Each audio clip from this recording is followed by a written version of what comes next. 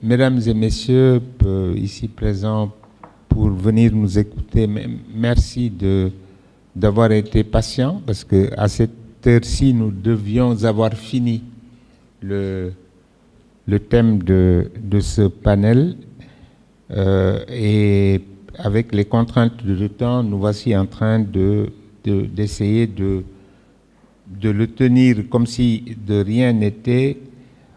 Je suis très heureux de me retrouver au sein de ce panel prestigieux avec d'éminents et d'éminentes et d'éminents universitaires qui m'entourent et qui excellent dans cet art oratoire auquel nous allons nous livrer pour essayer de parler de ce thème. En vérité, ce thème est un thème qui est non seulement important, mais qui est actuel, en ce sens que dans notre pays, nous sommes actuellement à quelques encablures d'une élection qui va sans doute compter dans notre jeune histoire d'État indépendant. Quelqu'un l'a dit tout à l'heure, nous n'aurons eu que quelques 60 d'années depuis notre indépendance.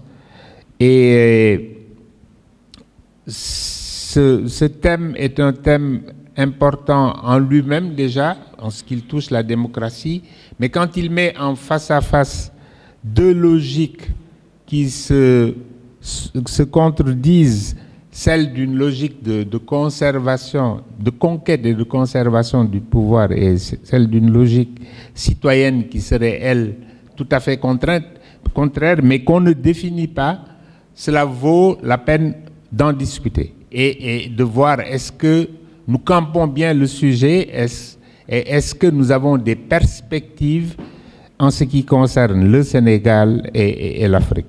Je voulais donc dire merci à nos amis de Leg Africa pour l'aimable invitation à l'occasion de leur 10e anniversaire qui nous vaut de participer à ce panel qui évoque une problématique donc critique dans notre pays, mais pas seulement. En Afrique aussi et dans le monde. En effet, comme vous le savez, le sujet couvre un thème porteur de maintes interrogations, mais aussi révélateur de champs nouveaux, évolutifs, ouverts à la citoyenneté active, domaine dans lequel Leg Africa évolue. En vérité, les partis politiques ne sont pas exclusivement dédiés à la conquête et à la conservation du pouvoir. Ce n'est pas en tout cas leur rôle.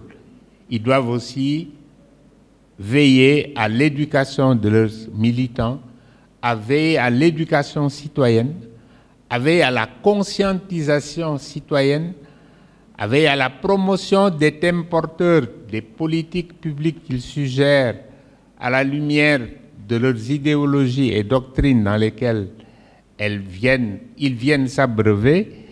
Et donc, il y a fort à faire en dehors de la conquête et la conservation du pouvoir. Mais pour autant, aucun parti politique ne récuse qu'on puisse l'affubler de la volonté de conquérir et de garder le pouvoir, puisque tel est son leitmotiv et telle est son essence. Mais à y réfléchir plus profondément, on se rend compte que même pour cette partie de ce qui touche à leur essence, les partis politiques ne sont pas les seuls.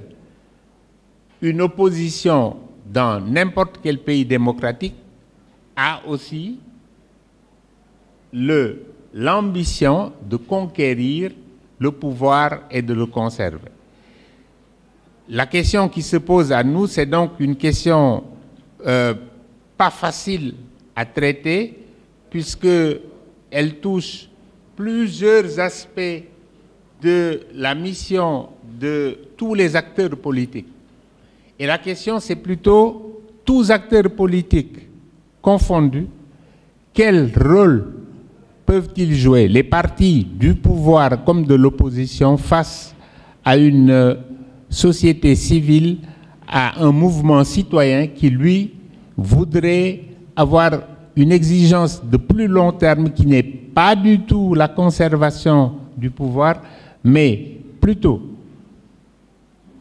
un regard sur la société qui puisse lui permettre de mesurer la cohésion et l'harmonie sociale en ses degrés et sensibilités, mais aussi à veiller au bon fonctionnement de l'État, à un fonctionnement qui soit opérationnel dans les missions de gestion des affaires publiques.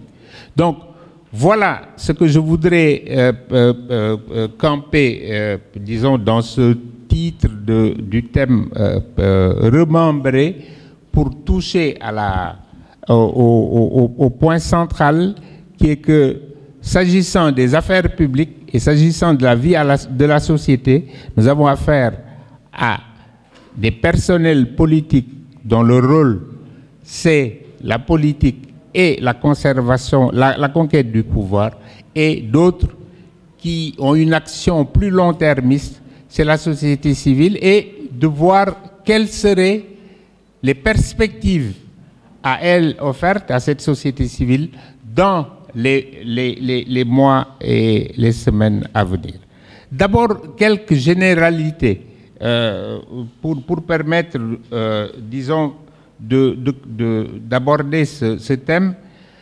Quand nous parlons souvent de politique publique, il y a fort à parier que nous parlons de choses différentes selon que on parle, selon l'acception française, francophone et l'acception anglo-saxonne. L'évaluation, les politiques publiques ne s'entendent pas seulement de tout ce qui quitte le gouvernement et est mis en direction des citoyens et de la société civile, mais également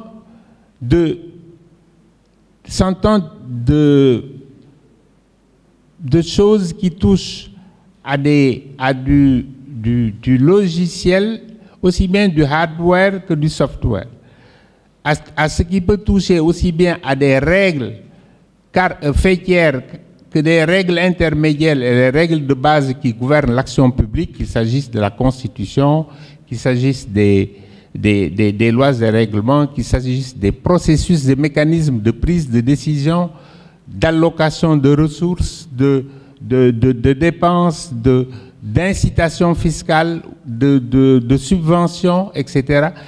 Les politiques publiques s'entendent de toutes les règles, mécanismes, opérations qui permettent de la part des pouvoirs publics d'adresser des politiques publiques en direction de la population et de susciter de sa part une adhésion ou un rejet, en tout cas qui permettent de mesurer à la fin quel est le degré d'adhésion à cette politique, quel est le degré d'efficacité ou d'efficience. Les politiques publiques, il y en a beaucoup. Mais souvent, nous avons un problème en ce qui concerne l'analyse de la qualité de ces politiques publiques, c'est que nous sommes dans un monde, dans un écosystème où les notions ne disent pas la même chose. Nous allons parler souvent d'État et de société qui sont quand même et la personne morale et la matrice de toute société humaine. Nous allons parler aussi de république démocratique et d'état de droit, mais qui sont nos options cardinales. C'est un choix, ça ne veut pas dire que nous allons vérifier tous les jours que cela se passe ainsi. Nous allons parler d'institutions et d'administration qui sont des questions d'appareil et de pouvoir. Nous allons parler également de fédération, de politique publique et de bonne gouvernance. Nous en avons parlé ce matin plusieurs fois. On ne parle pas des mêmes choses. Les politiques publiques s'entendent d'instruments de cadrage qui permettent d'orienter l'action publique d'un point de vue logique, général, impersonnel, et à la fin de pouvoir l'évaluer. La bonne gouvernance, c'est une certification de qualité de gestion de tous organismes, qu'il s'agisse d'organismes de publics comme privés, etc. Ensuite, nous allons avoir le leadership et la citoyenneté. C'est le dernier binôme qui permet de mettre en lice les acteurs de la politique publique et de nous permettre d'avoir l'ensemble des données pour ce qui touche cet écosystème. En ce qui concerne les partis politiques, si on fait l'état des lieux aujourd'hui de la démocratie au Sénégal, on se rend compte d'une chose, c'est simplement l'inflation que nous avons du nombre de partis politiques. Du reste, d'ailleurs, on a aussi une inflation de candidatures indépendantes. Mais ce que ça prouve, c'est que c'est simplement que nous n'avons pas affaire au type d'appareil qui était attendu de partis politiques qui sont des entités modernes qui se sont développées à partir du 19e siècle pour permettre, notamment en Occident, en Europe, pour permettre d'avoir des entités qui parlent le même langage, qui boivent aux mêmes sources doctrinales ou idéologiques et qui peuvent donc prendre le parti pris d'avoir un camp en ce qui concerne les orientations de politique publique, économique et sociale dans leur pays. Et dans ce travail, dans cette quête d'identité, d'idées, de solutions et d'orientation, les partis politiques sont des entités qui permettent à leurs militants de se reconnaître à travers un certain nombre d'orientations, de labels, etc. C'est quoi puisqu'on me presse de terminer rapidement, c'est quoi la société civile et le mouvement citoyen? Ce sont des entités qui ressortissent du mouvement associatif, qui, comme les partis politiques, donc, ressortissent du mouvement associatif, mais sont censés être orientés uniquement, non pas vers des intérêts partisans, mais vers la satisfaction de la bonne gestion des affaires publiques et qui se permettent de se situer en amont et en aval de l'action du gouvernement pour pouvoir soit l'influencer, soit le critiquer et l'évaluer, à l'effet de dire lesquelles de ces actions sont en phase avec les réalités du pays et les intérêts des affaires publiques, économiques et sociales. Alors, comment ces deux groupes peuvent-ils rivaliser devant les questions de politique publique? C'est les événements à venir dans quelques mois qui nous offrent l'occasion d'avoir ce débat. Puisqu'aussi bien la société civile sénégalaise a entamé il y a quelques mois déjà, je crois Leg Africa est un des premiers d'ailleurs, en direction des élections, a commencé déjà à travailler sur l'interrogation et des hommes politiques et des candidats à la présidence de la République pour s'enquérir des conditions dans lesquelles on peut trouver des voies qui nous permettent de cheminer ensemble et de porter les mêmes combats, puisqu'ici on a parlé de porteurs et porteuses à longueur de matinée, et de vérifier si on peut pacter ou acter cet accord et de le poursuivre en direction de ces événements et après. La question est importante et c'est une voie nouvelle qui est en train d'être investiguée et choisie par la société civile.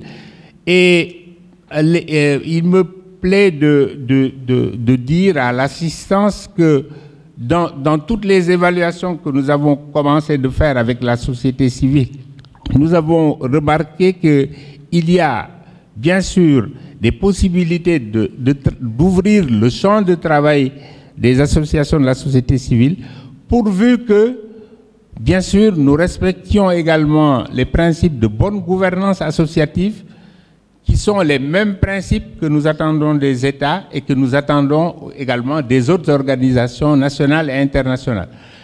Dans un contexte où la société civile travaille selon les règles de la bonne gouvernance associative, il est possible de travailler avec les partis politiques, d'abord pour découvrir tout ce que l'en commun que nous partageons, tout ce que nous devons essayer de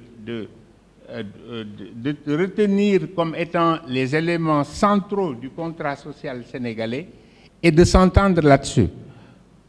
Et de manière à éviter notamment tout ce dont Eliman a parlé ce matin, entre les déconvenus et toutes les bagarres que nous avons constatées dans notre pays pendant toutes ces dernières années, ces derniers mois, de manière à essayer de camper le débat et de situer les fautes et de les corriger par un pacte social commun.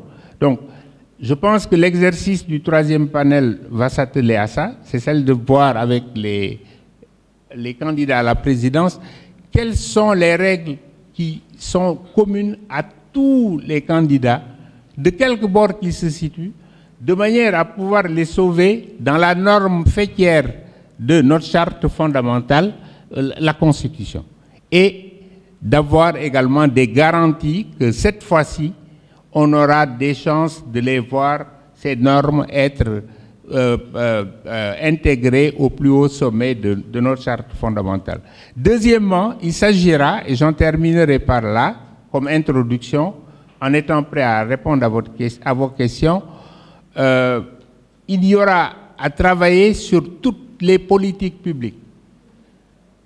Sur toutes les politiques publiques, et il y aura à travailler sur ces politiques publiques, non pas seulement le jour des élections et après, mais pendant tout le temps qui sera nécessaire pour pendant le mandat d'un gouvernement, pour avoir la chance d'évaluer ensemble ces dites politiques.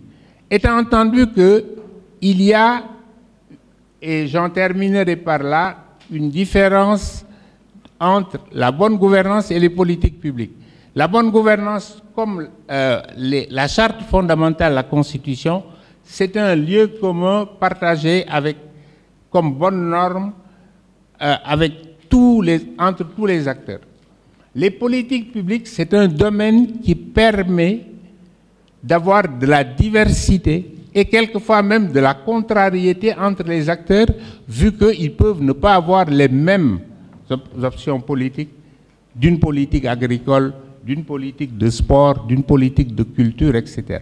Donc, il s'agira de faire en sorte d'accompagner les équipes qui seraient gagnantes d'une élection, mais en essayant de faire en sorte que les citoyens qui travaillent, qui seront en face d'eux, mais qui, eux, resteront comme des acteurs permanents, puissent les challenger au plan de la demande citoyenne. Demain, pour que les offres politiques ne se baladent pas seules sur le champ politique, puisque, à mon sens, et d'ailleurs c'est un constat qui a été fait au niveau des assises nationales, c'est la principale faiblesse de notre système, c'est que nous avons des offres politiques que ne challengent pas assez des demandes citoyennes, et ces demandes citoyennes-là, pour entraîner les citoyens à les formuler, à les élaborer, à les mener, les associations du mouvement citoyen ont un rôle important à jouer, et ensemble on pourra sans doute définir les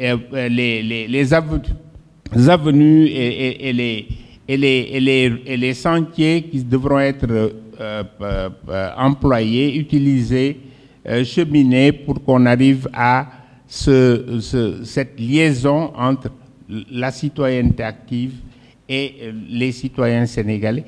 Et vous l'aurez noté, nous avons parlé sans dire le mot principal qui aurait été le mot de référence, c'est le peuple. Et vous allez comprendre que dans nos constitutions, tout est pour le peuple théoriquement, mais en pratique, ce n'est pas le cas. Et la prochaine constitution du Sénégal, elle doit être celle d'une démocratie participative où le citoyen récupère toutes les facultés qu'on lui reconnaît théoriquement, mais qui ne sont affectées d'aucune garantie d'effectivité. Merci. Merci, Monsieur le Président de séance. Donc, on doit analyser l'état de la démocratie entre la logique de la conquête et celui de la conservation du pouvoir et la logique de la citoyenneté. On sent déjà qu'à travers le concept de conquête, il y a quelque chose de violent. Il y a quelque chose d'accaparé, coûte que coûte, par la force, ou peut-être aujourd'hui par la force de l'argent et par la force des médias de la communication. La logique citoyenne, à mon sens, est beaucoup plus douce, beaucoup plus inclusive et beaucoup plus populaire. La démocratie, l'Afrique connaissait-elle la démocratie avant la colonisation? Je pense que c'est par là que nous devons commencer. Parce que ce qu'on sait, c'est qu'il y a eu cette charte de Mandé ou la loi Kouroukan-Fouga de l'Empire du Mali. Quand on parle d'Empire du Mali, on ne parle pas seulement du Mali actuel, mais ce grand ensemble qui englobait pratiquement tous les pays de l'Afrique de l'Ouest, n'est-ce pas, Eliman? Et il y avait la charte de Kouroukan-Fouga qui était très humaine, très inclusive et qui dit d'ailleurs à l'article 16 que les femmes doivent être incluses dans la gestion de la cité, n'est-ce pas? Et cette charte de Kouroukan-Fouga date de 1236, c'est-à-dire 5 siècles et demi avant la Révolution française et aussi avant la Révolution américaine. Mais plus tard, dans toujours cette Afrique de l'Ouest, à commencer par le Fouta Jalon, il y a eu la Confédérée. Voilà, la Confédérée, comme dit Monsieur le ministre, au Fouta Jalon, et c'était en 1725. Et les gens se sont succédés avec une pratique démocratique de gestion, de choix du leader, de gestion, de surveillance, etc., etc., jusqu'à la conquête coloniale qui est venue nous apporter une autre façon de gérer. On peut parler du Fouta Toro avec la loi de Thierno Souleymane Baal, qui est le parrain d'un des jeunes qui a reçu aujourd'hui le trophée du penseur. Souleymane, je te salue. Et à travers toi, je salue tous les jeunes qui sont là, hommes et femmes. Et nous avons confiance en vous. Donc, il y a eu cette charte de Torodo, n'est-ce pas, instituée par Thierno Souleymane Baal, un des intellectuels qui est sorti de l'école de Pire, n'est-ce pas? Alors, c'est dire qu'en Afrique, il y avait la démocratie, il y avait une autre gestion. Et peut-être notre mal, c'est qu'il y a eu un greffage, une greffe d'une démocratie qui nous est venue d'ailleurs. Et j'ai l'impression, Eliman, que notre mal, que c'est que cette greffe prend mal. Cette greffe ne marche pas, d'où toutes les crises politiques, dont les putsch qu'on déplore aujourd'hui, et ces coups d'État qui nous ont été quand même apprises appris par le colonisateur lui-même qui a fait des coups d'État pour destituer les leaders panafricains, les leaders démocrates, les leaders patriotes, à commencer par Kwame Nkrumah, Modibo Keïta, les derniers, Thomas Sankara, Kadhafi, n'est-ce pas? Donc, ces anciens colonisateurs mettent les bâtons dans les roues dans la gestion démocratique de nos pays.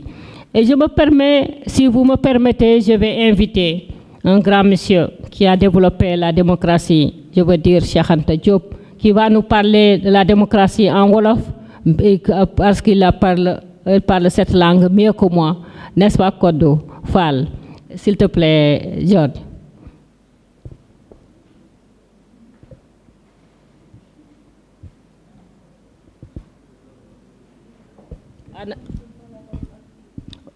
Pardon. En attendant, je vous dirais que Cheikh Anta disait que le pouvoir,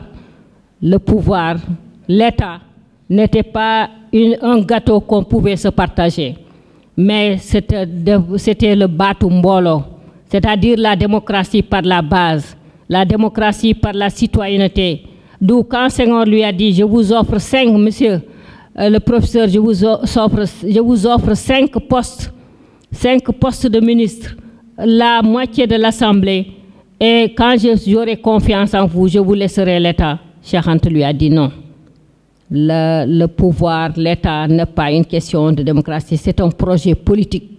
Dites-moi quel projet politique vous étalez, on pourra collaborer ensemble. Cheikh Anta disait à travers cette allocution que son parti, le RND, était un parti d'éveil des consciences et non pas d'endormissement des consciences comme on le constate aujourd'hui, depuis les indépendances jusqu'à présent. N'est-ce pas? Il parle des langues nationales, où on a mis le français entre l'État et le citoyen. Et quand on parle en français, il y a comme un complexe qu'on fout aux citoyens qui va vous dire man janguma, man deguma tubab, janguma, alors que ça peut être un être très intelligent, n'est-ce pas, qui peut parler dans les langues nationales, quelque chose de pertinent.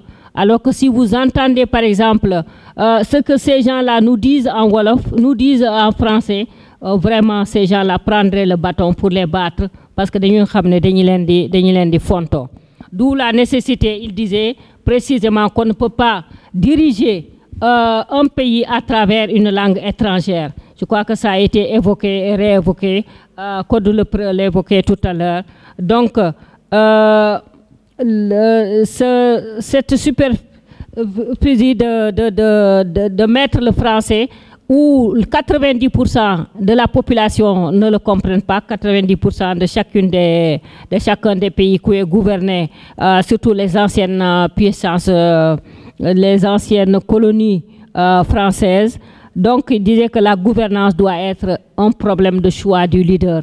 Et c'est la base, c'est les citoyens qui doivent choisir ce leader sur des bases très clairement définies par Thierno Souleymane Baal, notamment l'érudition, notamment la loyauté, notamment la droiture, notamment l'honnêteté, la préservation des biens du peuple. Et ce qu'il en dit, on l'a souvent répété. Donc, à mon avis, on n'est pas encore dans la démocratie. Parce que la démocratie qu'on vit, avec laquelle on gère nos pays, surtout les pays francophones, c'est des démocraties venues d'ailleurs qui collent mal avec nos sociétés et nos cultures.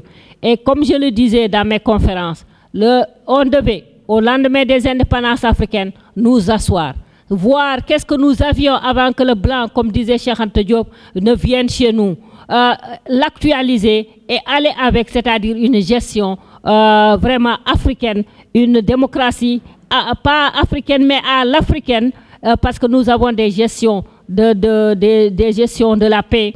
Vous avez vu au Rwanda comment on a réglé le problème à partir des Rwandais eux-mêmes. Vous avez vu comment en Afrique du Sud, qui pouvait tomber dans une guerre civile, comment, grâce au leadership de Mandela, on a réglé le problème et sans tomber dans cette guerre qui pouvait être celle de, comme Israël-Palestine, s'éterniser dans le temps et faire énormément de morts. Donc je crois que nous devons retourner à nous-mêmes. Ni ko Cheikh Anta doon waxee nañu dellu suñu bopp xam suñu bopp dellu suñu kàllaama réew yi etc. pour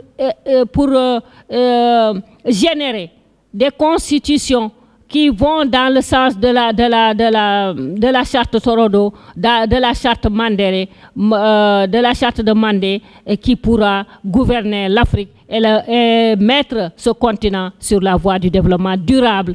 Je vous remercie. Merci beaucoup, monsieur le modérateur. Donc, je commencerai par saluer toutes les personnalités ici présentes, remercier le public venu assister à ces échanges et à la célébration de l'anniversaire de l'ex-Africa. Donc, je félicite l'ex-Africa, tous les membres de l'ex-Africa pour le parcours qu'ils ont réalisé jusqu'à présent.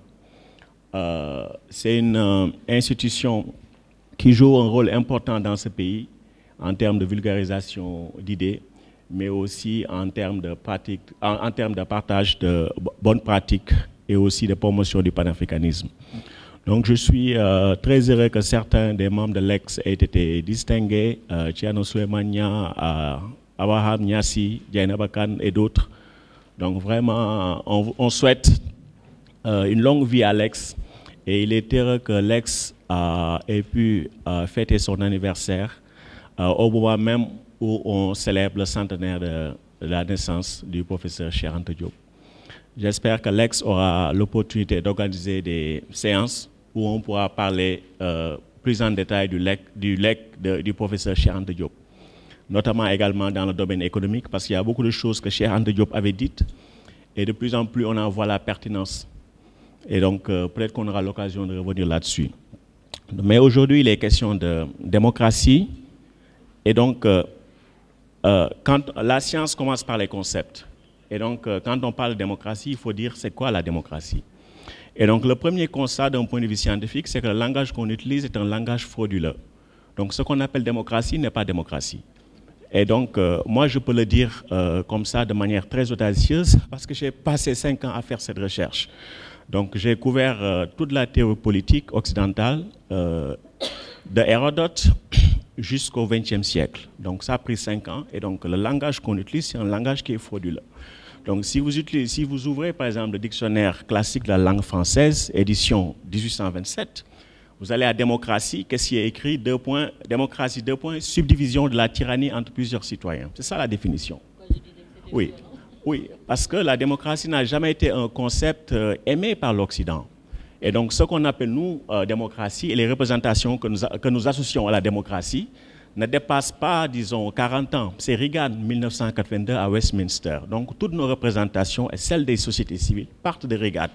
Et donc cette démocratie, entre guillemets, qui est une oligarchie, en tout cas, s'inscrit dans le cadre d'un projet néolibéral. C'est-à-dire que vous ne devez pas avoir de souveraineté, mais vous devez faire des élections pour qu'on accepte l'ordre néolibéral. C'est un peu ça. Mais il y a une histoire plus longue que ça.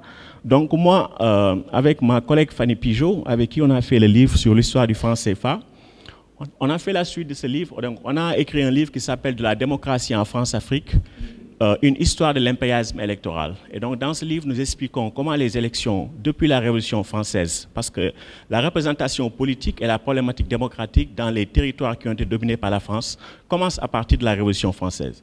Comment les élections ont été utilisées pour maintenir un ordre colonialiste esclavagiste, ensuite un ordre néocolonial et maintenant un ordre néolibéral. Et donc c'est une histoire que nous racontons sur plus de 200 ans. Et donc je ne voudrais pas trop anticiper sur cet ouvrage parce qu'il sera présenté au cours de l'année prochaine. Mais ce que je voudrais dire, c'est un peu intervenir, comme l'a dit le modérateur, par rapport à la problématique des coups d'État. Et pourquoi ça a un lien avec la question de la démocratie. Ce qu'il faut dire, c'est que comme les Africains ignorent leur histoire, donc ils sont parfois très durs contre eux-mêmes, ils s'autoflagellent. Souvent on voit un coup d'État quelque part, une tentative de coup d'État, qu'est-ce qu'on va dire? Afrique d'Oudem, parce que c'est seulement en Afrique que ça se passe. Mais il faut se détromper. J'ose dire ici que l'Afrique a été le continent le plus résilient vis-à-vis des coups d'État militaires. Quand je le dis, les gens peuvent être surpris, mais parce que les gens n'ont pas les faits en main. Les faits, c'est quoi? C'est-à-dire que nous, la plupart des pays africains ont eu leur indépendance en 1960. Et donc, quand on a eu notre indépendance en 1960, on s'est retrouvé avec des frontières qui ont été tracées lors de la conférence de Berlin. Donc, sans aucune, en tout cas, considération pour les logiques d'appartenance culturelle, historique, etc. Pendant le colonialisme, qui a eu des durées variables, il n'y a jamais eu de pratique démocratique. Toutes les élections étaient truquées. Par exemple, dans les territoires d'Afrique francophone, c'était systématiquement truqué. Et donc, ça, nous le montrons dans le livre. Et donc, vous avez des États plus ou moins artificiels. C'est le contexte de la guerre froide.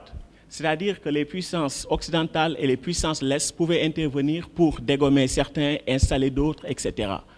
Et vous avez toutes ces tendances, disons, séparatistes, etc. Et donc, malgré ça, en 30-40 ans, il n'y a plus de coups d'État dans les pays africains. Ça ne veut pas dire que ces États sont démocratiques, mais il n'y en a plus eu en 40 ans. Maintenant, comparé avec ce qui s'est fait auparavant, les pays d'Amérique latine ont eu leur indépendance au 19e siècle. Si vous regardez les statistiques sur les coups d'État en Argentine ou au Brésil et d'autres pays de l'Amérique latine, chaque année, vous avez pu avoir un coup d'État. Chaque année. Et en Afrique, il nous a fallu juste 40 ans, malgré tout le legs de l'histoire, juste 40 ans. Et vous regardez, par exemple, un pays comme l'Espagne, qui est devenu une démocratie libérale, qui, en tout cas, qui s'est fait un chemin à partir de 1833. Entre 1833 et 1874, il y a eu 30 tentatives de coup d'État en Espagne, dont le tiers a réussi. Et donc, nous, en Afrique, malgré tout le legs de l'histoire, en juste 40 ans, on ne parle plus des coups d'État. Et donc, les coups d'État que nous voyons, il faut être très clair, parce que les chiffres sont très précis. C'est un phénomène francophone. C'est un phénomène francophone. Si vous voulez analyser les coups d'État, il n'y a que deux déterminants. Deux. Être dans une zone militarisée, notamment par l'Occident, comme la bande sahélienne, et être une ancienne colonie française. Avec ces deux variables, vous expliquez tous les coups d'État, surtout depuis 2020. Donc, depuis 2020, il y a eu 9 coups d'État réussis, c'est-à-dire avec un changement de gouvernement.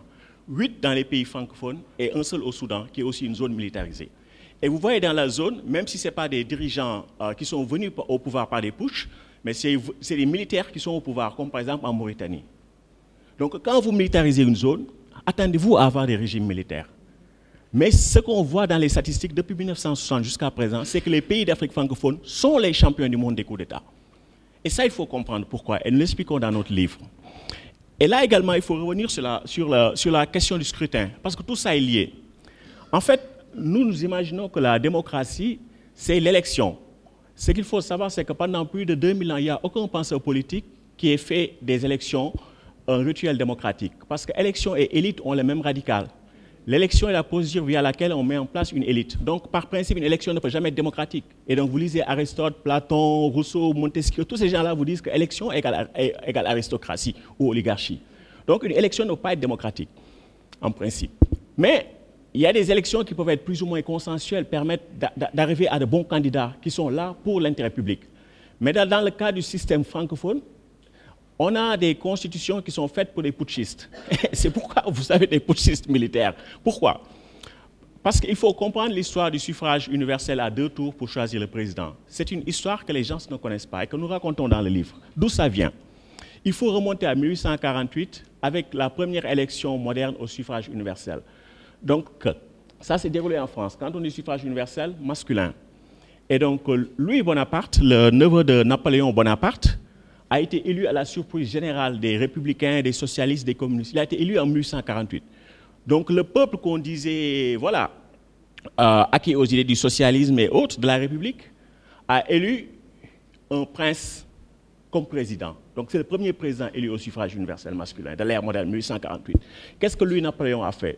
Louis-Napoléon, il devait rester pour 2 ans, il a fait un coup d'État pour se maintenir. Et quand il a fait son coup d'État, 2 ans plus tard, il rétablit l'Empire et il détruit la République. Et donc, à chaque fois, les élections ont été truquées, etc. Et c'est nous, pendant cette période, qu'il y a eu le projet colonial et tout ça, on a hérité dans les différentes colonies françaises.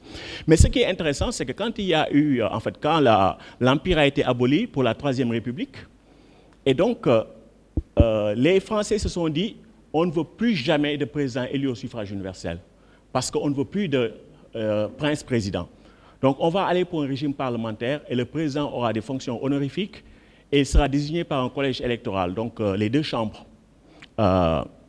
Et donc de 70 à 1940, la France a dû avoir une centaine de gouvernements. Donc c'était l'instabilité totale. Donc, et donc De Gaulle n'aimait pas ça.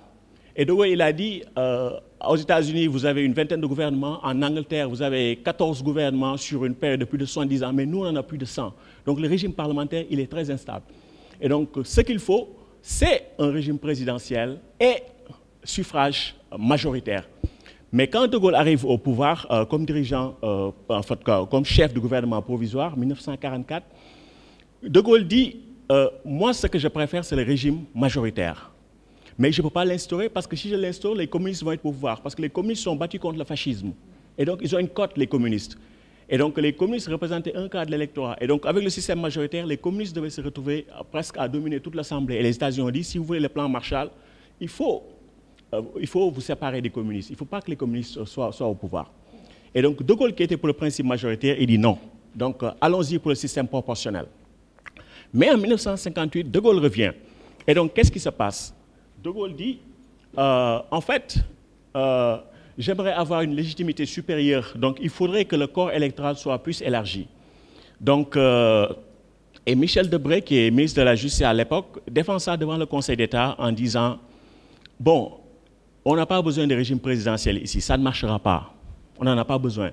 Mais De Gaulle a besoin d'une once de légitimité supérieure. Donc, il faut élargir le corps électoral sans que ce soit une élection au suffrage universel. Et Michel Debré dit, de toute façon, ce n'est pas possible. Pourquoi? Parce que là, on veut mettre en place la communauté franco-africaine. Et si on met le régime majoritaire pour élire le président au suffrage universel, c'est les colonies françaises, en tout cas les territoires, comme on les appelle, les territoires d'outre-mer, qui vont désigner le président français. Et ça, c'est inacceptable. Et d'ailleurs, il y a toujours la menace communiste. Mais qu'est-ce qui se passe en 1962? Il n'y a plus de menace communiste. Le projet de communauté franco-africaine a échoué.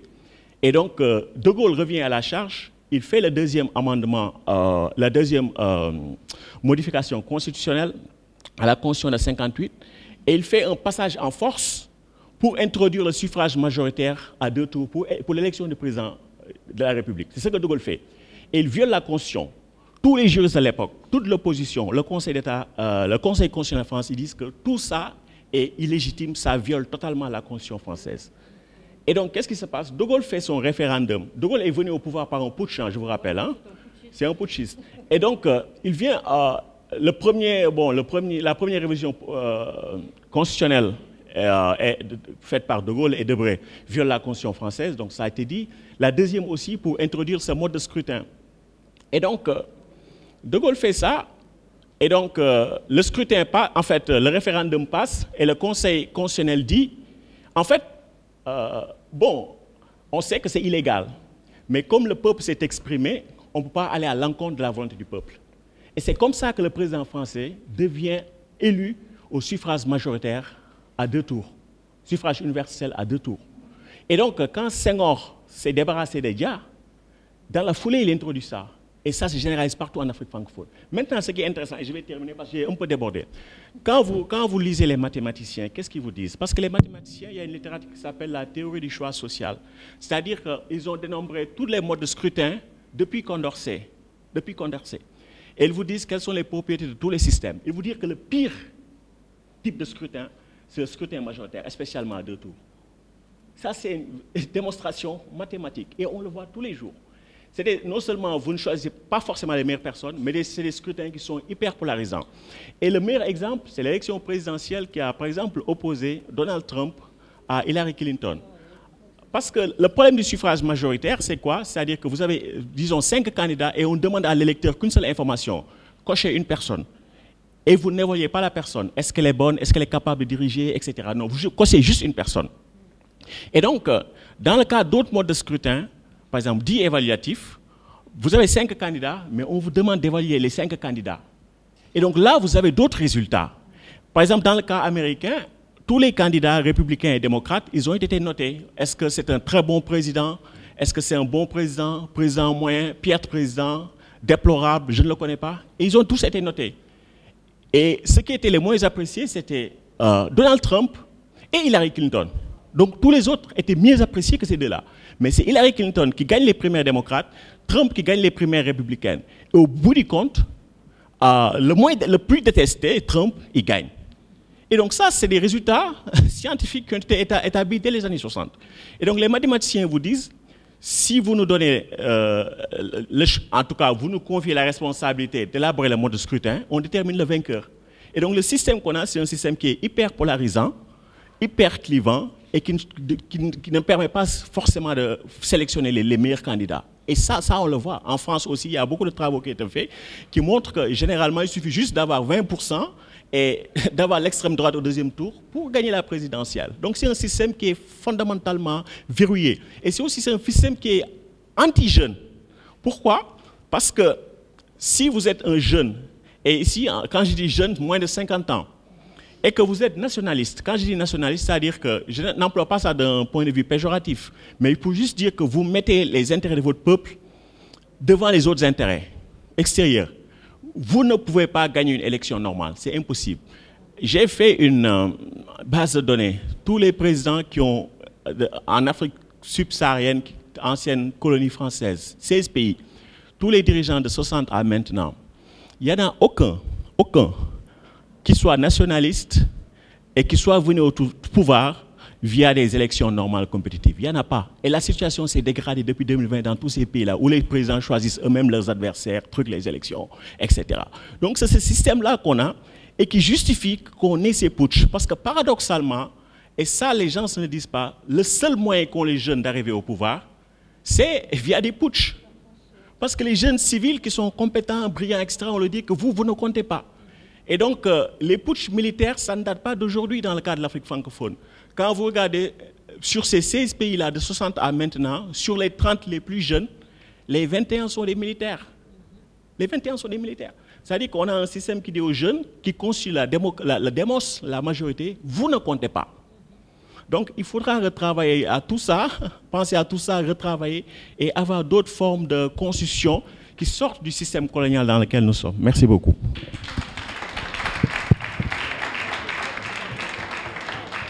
Permettez-moi de saluer toute l'assistance, mesdames, messieurs, distingués invités, et surtout remercier l'Ex-Africa, toute l'équipe de l'Ex-Africa, avec à sa tête le président Eliman Kane.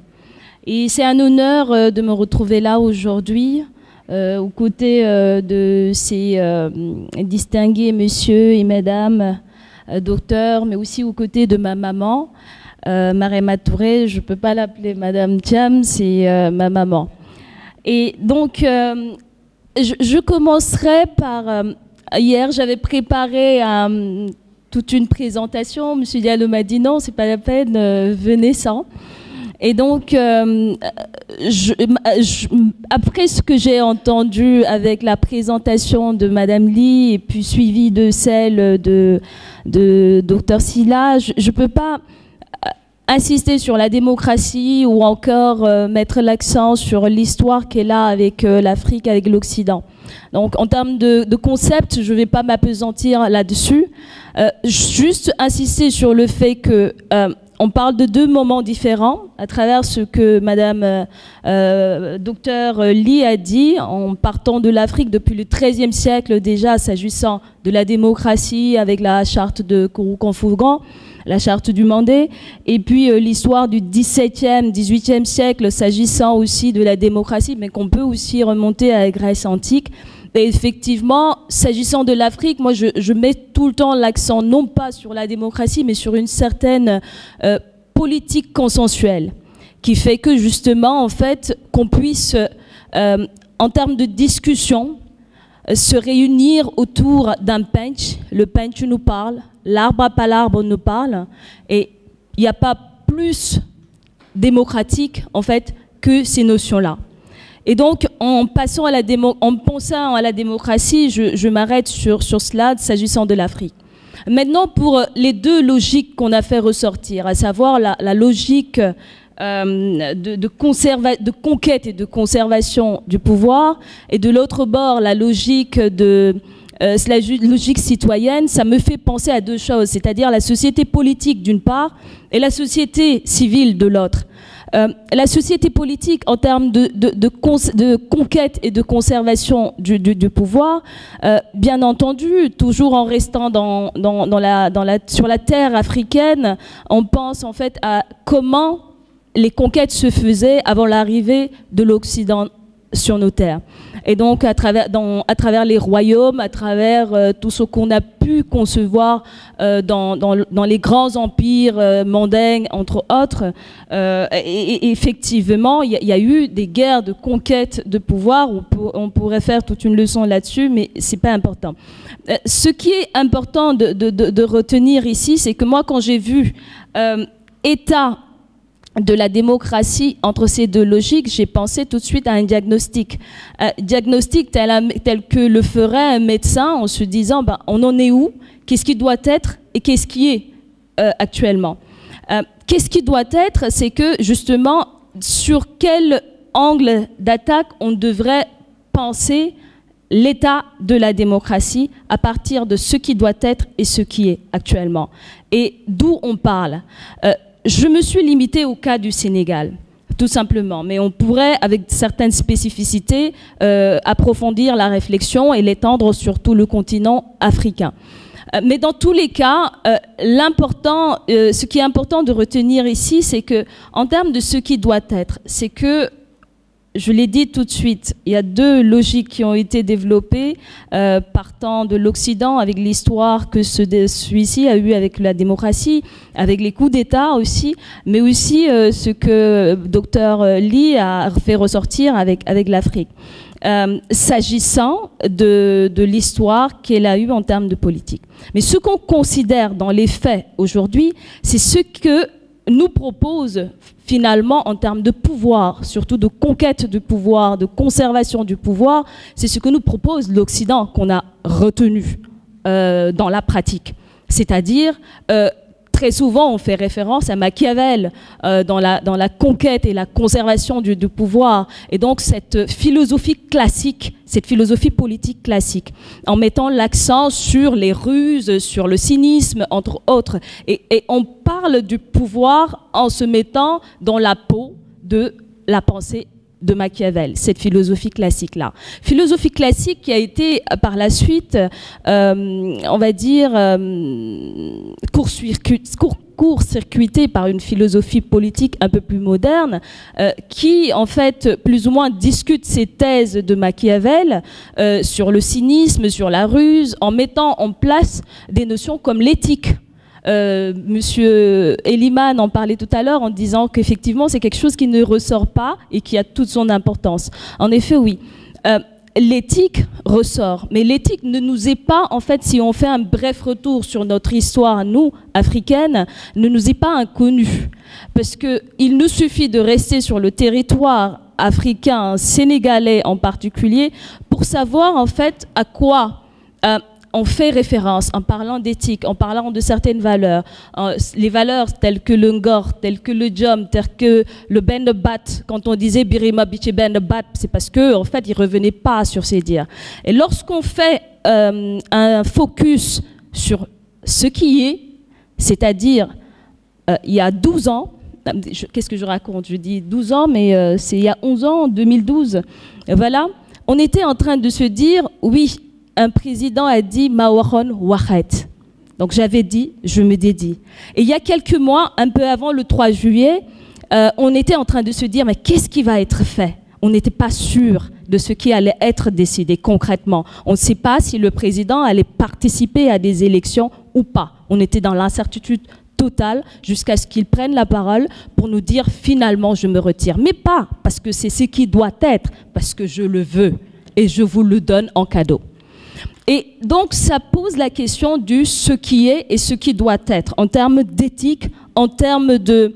et encore une fois, en termes de... Si on sort les valeurs, ce qu'on doit prôner, et on se pose la question des écarts qui existent entre ces deux choses. Et ça reste dans la logique de la conquête, mais aussi dans la conservation du pouvoir, parce qu'aujourd'hui, encore une fois... moi, les premières élections auxquelles j'ai participé en tant qu'électrice, c'était en 2007. Et donc, je me suis dit, 2007, déjà en 2000, j'étais adolescente, mais j'avais hâte d'être électrice, j'avais hâte de participer, de me sentir citoyenne. Aujourd'hui, les jeunes de 16 ans, je discute beaucoup avec eux, n'ont pas cet engouement.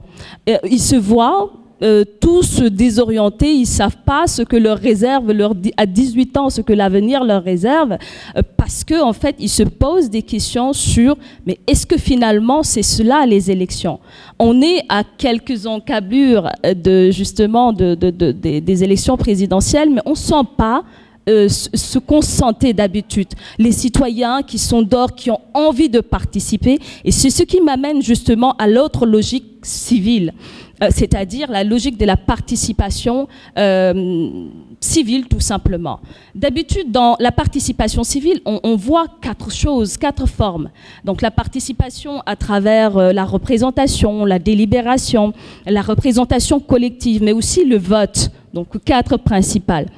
Et en termes de représentation, si on fait référence aux statistiques qu'on a eues récemment, notamment à la population et la jeunesse de la population sénégalaise, on se demande en fait qui représente-t-on? Déjà à travers les candidatures, 266 si je ne m'abuse, c'est ce qu'on m'a dit, qui représente-t-on? En dehors de ces candidatures, on voit très peu de jeunes. Il y a la présence des femmes. Dans ces 266, apparemment ou plus, candidats à la candidature, pas plus de 8 femmes. Et donc, ça questionne sur ce qui s'est passé en 2019. 5 candidatures, mais il faudrait rappeler aussi que dans les faits, je reste dans le constat, un premier ministre nous avait dit il n'y aura pas plus de 5 candidats. Effectivement, il avait bien vu, il n'y avait pas eu plus de 5 candidats. Et puis, quelques heures après les élections, il nous avait limite donné aussi les résultats. Donc, on se questionne sur ces faits-là, sur ce qui existe. Et qui renvoie justement à une remise en question de la démocratie, si on peut l'appeler la démocratie, ou ce qui cause aujourd'hui une certaine instabilité politique. En dehors de cet aspect, on revient à... Ça, c'est la représentation. La délibération. Et la délibération, ça m'amène un peu à une certaine participation comment ça s'appelle? Oui, je vais y aller rapidement. Donc, la représentation, la délibération à travers justement la décentralisation, c'est-à-dire la territorialisation. Territorialisation qui peut faire justement que le citoyen puisse avoir un contrôle sur ce que fait le politique, une participation effective. Monsieur le Premier ministre parlait tout à l'heure de participation, donc de démocratie participative. Et effectivement, les deux sociétés, c'est-à-dire la société politique et la société civile, ce qui les lie en réalité, ce sont les politiques publiques, qu'on peut appeler aujourd'hui l'action publique en réalité, qui font que le citoyen participe.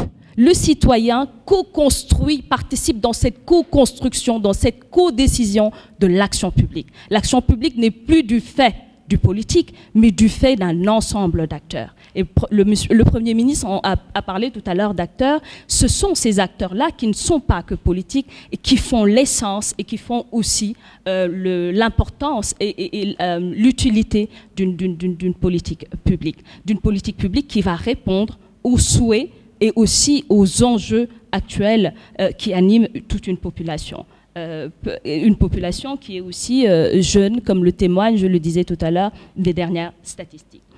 Et donc, c'est ce qui fait aussi qu'on puisse avoir une gouvernance qui permet aux uns et aux autres de savoir, d'avoir un œil sur ce qui se passe. Et ça ramène encore une fois à ce qu'on appelle le consensus et tout simplement ce qui fait que le citoyen puisse se retrouver dans toute cette, on va dire, toute cette foultitude de politiques publiques dans tous les domaines, que ce soit le domaine de la pêche, le domaine de l'éducation, entre autres, que l'on puisse savoir ce qui se passe. Mais autre chose pour terminer sur cela, et sur les politiques publiques, on parle aussi de politiques publiques, mais ce qui fait défaut dans ces politiques publiques-là, c'est que très souvent, s'agissant de l'Afrique, qu'on pense toujours à part, d'ailleurs, on remet en question l'existence des politiques publiques dans nos pays dans la mesure où nos politiques publiques, surtout dans les domaines importants, sont pensées ailleurs. Pensées ailleurs en termes d'éducation, en termes de santé, en termes d'économie. Tout est pensé ailleurs et venu pour être greffé, et c'est le terme que Dr Ly a employé tout à l'heure, pour être greffé à nos cultures, à notre environnement. À voir maintenant si ces greffes-là prennent, si ces greffes-là font défaut, ou s'il faudrait repenser tout simplement la notion de politique publique à notre façon, afin que cela nous ressemble davantage. Merci beaucoup. Merci beaucoup. Docteur Abdoulaye Diallo, je voulais commencer en vous disant qu'en société scientifique, si on sert des titres, on en sert à tout le monde. Je suis docteur Marema Touré, ayant fait un doctorat dans une faculté reconnue, dans la bonne Sorbonne, et bien avant, parce que j'ai le privilège de l'âge, ma fille chérie et mon fils Ndongo Sambasila, à qui vous servez le terme de docteur, le titre de docteur. Je sais que toutes les personnes qui sont dans la salle comprennent que je ne suis pas une personne attachée à des titres. Mais si j'ai dit cela, c'est parce que ce à quoi l'ex nous convie, c'est à une remise en question d'une façon de faire et de notre façon de dire. Parce que la façon de faire, elle s'adosse sur la façon de dire, et c'est peut-être à un miroir que je renvoie, et c'est pour cela que j'ai fait cela en toute amitié, docteur. Alors, j'avais aussi, parce que quand Eliman m'a appelé, je lui ai dit, Eliman, je n'aime pas faire du oral. Et j'ai horreur de parler de choses sur lesquelles je n'ai pas réfléchi. Et je ne pense pas avoir une place dans ce panel. Il a mis beaucoup de temps pour me convaincre que j'avais quelque chose à dire ici. Alors, je me suis mise studieusement à préparer une communication que je pense est assez articulée, que je pourrais peut-être partager avec vous. Mais je la laisse de côté. Je voudrais dire 2 ou 3 choses.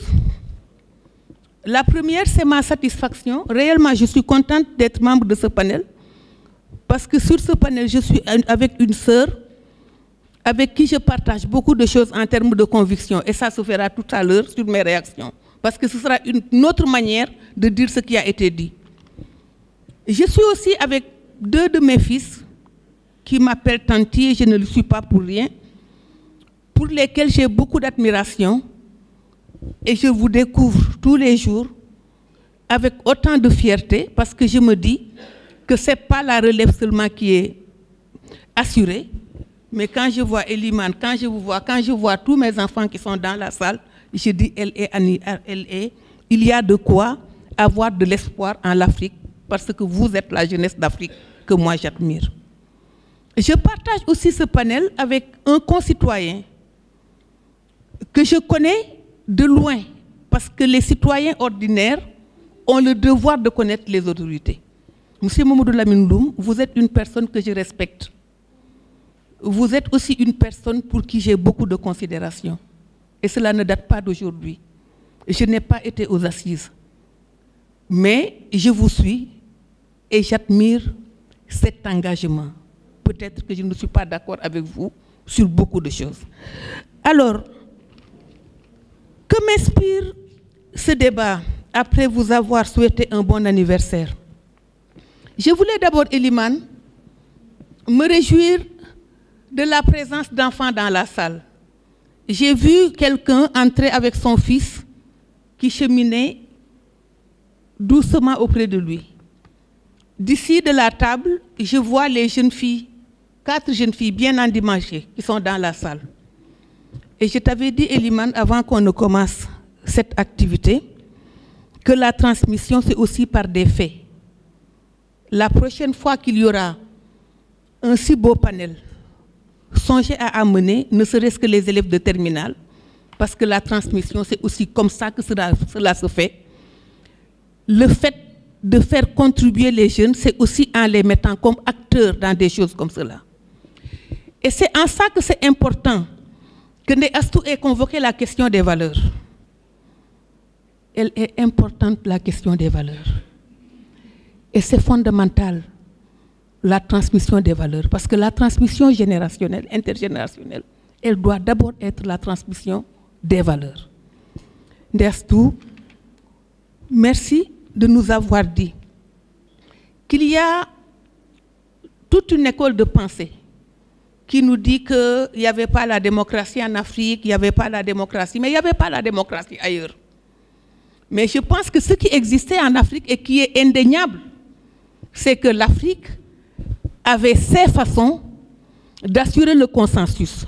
Je ne dirais pas, après Ndongo Samba Sylla, que la démocratie athénienne, dont Solon est le père, sa première fonction et sa seule fonction à l'époque de l'émergence de ce terme-là, c'était d'assurer le consensus.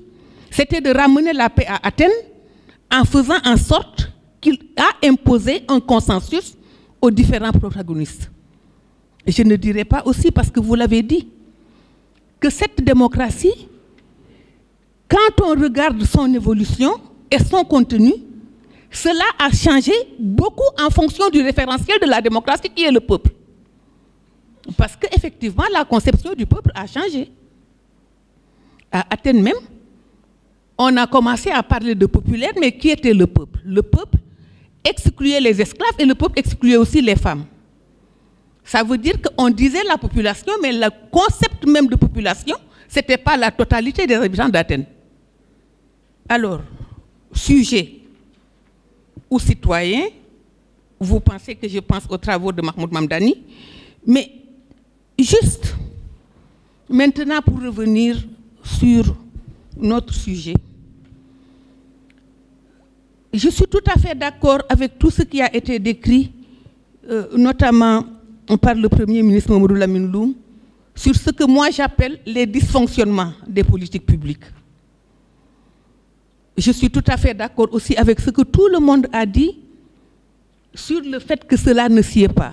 Mais ce sur quoi moi je voulais mettre l'accent, c'est sur les conditions d'émergence de ces concepts et c'est sur la signification sociale de ces concepts-là.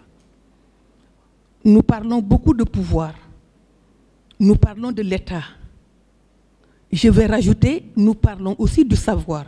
Parce que ce dont il est question pour les politiques publiques, c'est de les informer par l'évidence scientifique. Mais aujourd'hui, on ne peut pas ne pas se poser la question de savoir quelle est l'évidence scientifique qui informe les politiques publiques chez nous. Monsieur le Premier ministre Mamadou Lamine Loum, quand vous avez apparu sur la scène politique, je me souviens, on dirait le plan Sakho-Loum. Le plan Sakho-Loum, c'était dans le contexte des programmes d'ajustement structurel. Et je pense que s'il y a une chose, au CODESIA, nous avons beaucoup travaillé sur le programme d'ajustement structurel. Mais je pense que s'il y a une chose qui a été fondamentale dans cette période des programmes d'ajustement structurel, c'est le fait que, ouvertement, l'évidence scientifique venait directement des institutions de Bretton Woods qui faisaient les recherches, qui informaient les politiques publiques. Je pense que cela n'a pas changé. Et je crois que si je me renvoie à la triple colonialité qui pèse sur le pouvoir, vous avez dit que le pouvoir existait chez nous. La colonialité de l'État elle-même, lui-même, et la colonialité des savoirs qui informent les politiques publiques, on se dit qu'effectivement, comme dit Hawa Bokar, Wengi, Chimbanja Khan gi la bagné. Wengi, dafa bagné Chimbanja Khan gi. Ce n'est pas seulement le cadre qu'il faut, ce n'est pas seulement les dysfonctionnements qu'il faut questionner, parce que la question c'est le cadre de fonctionnement et d'émergence et de création et de fabrication. C'est sur la fabrique qu'il faut agir, vous, legs. Et qu'est-ce qui caractérise cette fabrique? C'est que le leg, il a été mis de côté. Hawa Bokar a beaucoup parlé des langues. Ma belle épouse, l'épouse de Boris, qui a été plus que Mat Ndaw, ndax mom dafa ëpp ndaw, a pris la permission de faire son allocution en Wolof, et en excellent Wolof. Et je pense que c'était une leçon qu'elle donnait. Parce que la colonialité,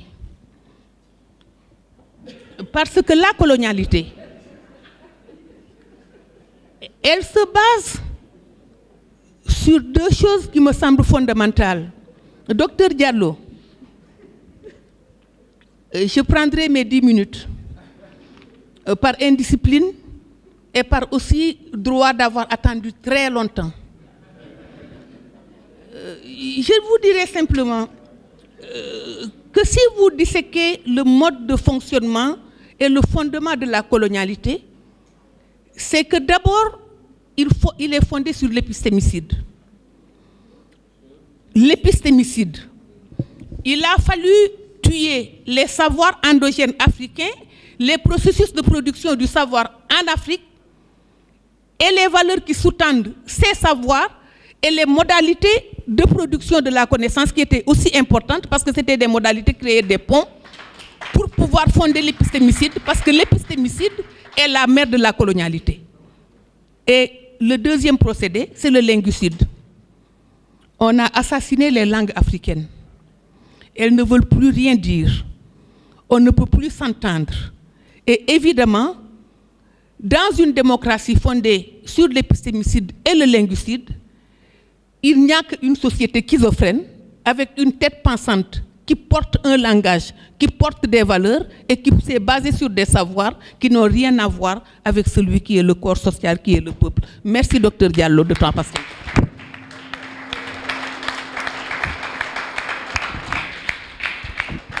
Mais comme dans ma formation aussi, on m'a appris à prendre des notes, j'ai pris des notes et beaucoup de notes lorsque les éminents membres de ce panel avaient la parole. Je vais en partager quelques-unes avec vous.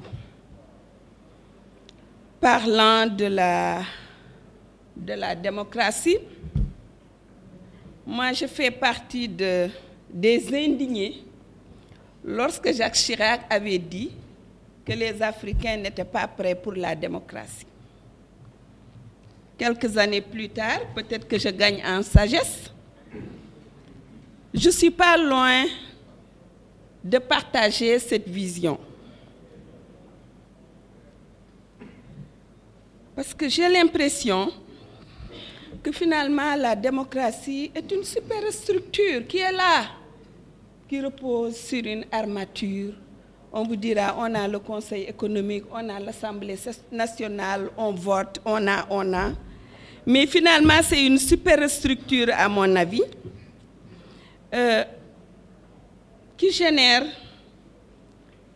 beaucoup de biais qui ne sont pas toujours ou qui ne sont pas compatibles avec le bien-être qu'on nous a vendu lorsqu'on nous parlait de la démocratie. Et j'en suis à me dire que peut-être les lois, comme les régimes politiques qui nous gouvernent, ne sauraient être déconnectés de ce que nous sommes, de notre vision du monde, des valeurs que nous portons, des valeurs que nous incarnons. Et je ne crois pas que la démocratie prend en charge cette question. On nous a également vendu la bonne gouvernance. Mon premier contact avec la bonne gouvernance, c'était dans un atelier du PNUD dans les années 90, je crois. Et la bonne gouvernance ciblait essentiellement une gestion vertueuse des ressources. Peut-être qu'il faudra bien qu'on ouvre la perspective, parce que la bonne gouvernance doit intégrer non pas seulement la gestion vertueuse, je n'ose pas ajouter sobre, regardez mon regard, la gestion vertueuse des ressources, mais également la gestion de toute notre vie, de notre vivre ensemble au quotidien. Et on a l'impression que ce qu'on a hérité de la démocratie, c'est l'accaparement presque de l'espace public par des groupes de pression, par des forces de résistance. Dans ce pays, affecter un enseignant, affecter un médecin peut bloquer tout le système. Parce que Au nom de la démocratie, les syndicats sont dans les commissions, par exemple, d'affectation. Arrêter un chauffard peut nous valoir d'avoir tout le transport public bloqué. Et c'est l'État qui finit par battre en retraite. C'est pourquoi je dis que je ne me retrouve pas, ou du moins je me retrouve de moins en moins dans la démocratie. Parlons des politiques publiques. Parlons des modalités d'abord de définition des politiques publiques, avant de parler de leur évaluation. Qui dans ce pays décide de rénover des cités religieuses quand on n'a pas des hôpitaux dignes de ce nom, où le marabout, le paysan, le ministre peut se soigner sans problème? Qui décide de faire un terre en lieu et place du Dakar Bamako? Donc je pense que les modalités de définition des politiques publiques même doivent être évaluées avant les politiques publiques en elles-mêmes. Qui décide de nous faire le stade le plus cher au monde?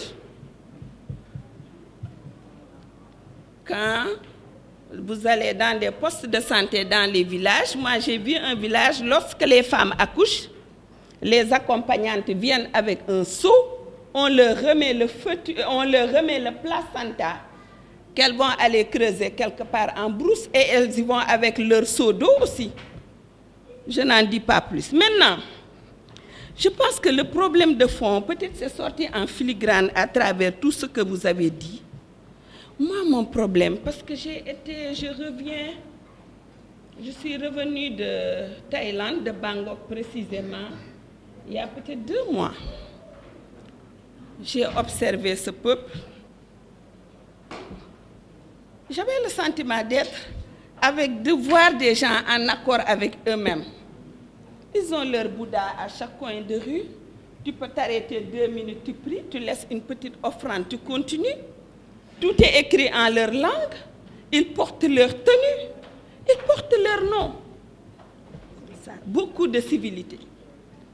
Et moi, je me dis, pourquoi, je parle du Sénégal, je ne parle pas des autres, pourquoi sommes-nous si poreux aux influences? Disons-le, il y a une arabisation de la société sénégalaise. Moi, je veux être musulmane. Je ne veux pas être arabe. C'est clair. Allez-y dans les baptêmes. Quand on donne le nom, ceux qui donnent le nom disent « So amé dom, dang koy jox tour bu rafet ». Que sont devenus les Ngagne Demba, les Degen, les Kodou, hein? Les Kodou, les Dior, hein? Les Djegan. J'ai un problème. Nous sommes en train de perdre jusqu'à nos noms. Parce que il y a des prêcheurs à la petite semaine qui viennent dire Bo juré dom dang koy jox tour bu baax. En vertu de quoi Dior serait meilleur que Khadija? Je ne dis pas que Khadija n'est pas une dame consacrée dans l'islam. Moi-même, je m'appelle Khadija, puisque je m'appelle Khadi. Mais je veux dire que toute cette porosité-là a toutes les influences.